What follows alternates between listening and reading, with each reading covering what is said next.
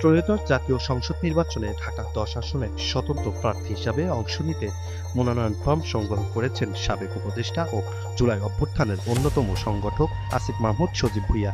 সামাজিক যোগাযোগ মাধ্যমে দেওয়া এক পোস্টে বিষয়টি নিজেই নিশ্চিত করেছেন তিনি। সোমবার ২২ ডিসেম্বর নিজের ভেরিফাইড ফেসবুক পেজে দেওয়া এক পোস্টে আসিফ মাহমুদ জানান, ঢাকা ১০ আসনের সংসদ সদস্য পদপ্রার্থী হিসাবে তিনি মনোনয়ন ফরম সংগ্রহ করেছেন এবং সকলের দোয়া ও সমর্থন প্রত্যাশা করেছেন। এর আগে গেল ১২ ডিসেম্বর এক ভিডিও বার্তায় আসন্ন জাতীয় সংসদ নির্বাচনে ঢাকা ১০ আসন থেকে স্বতন্ত্র প্রার্থী হিসাবে প্রতিদ্বন্দ্বিতার ঘোষণা দেন তিনি।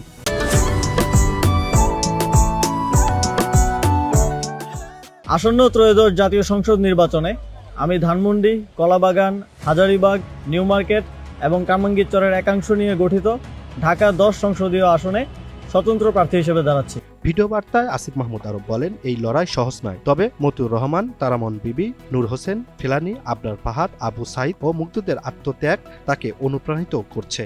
তিনি জানান, ধানমন্ডি, কলাবাগান, হাজারীবাগ, নিউ মার্কেট ও কামরাঙ্গীরচরের এক অংশ নিয়ে গঠিত ঢাকা ১০ আসনে তিনি স্বতন্ত্র প্রার্থী হিসাবে নির্বাচন করছেন এবং আমার দায়বদ্ধতাও থাকবে শুধুমাত্র আপনাদের প্রতি। এগুলো প্রাণের বিনিময়ে দেশ সংস্কারের যে সুযোগ এসেছে তা বাস্তবায়নে গণভোটে হ্যাঁ ভোট দিন। নির্বাচনে অংশ নিতে এর আগে স্থানীয় সরকার, পল্লী উন্নয়ন ও সমবায় মন্ত্রণালয় এবং যুব ও ক্রীড়া মন্ত্রণালয়ের উপদেষ্টার পদ থেকে পদত্যাগ করেন আসিফ মাহমুদ সজীব ভুঁইয়া। Imran Hussain, NTV online.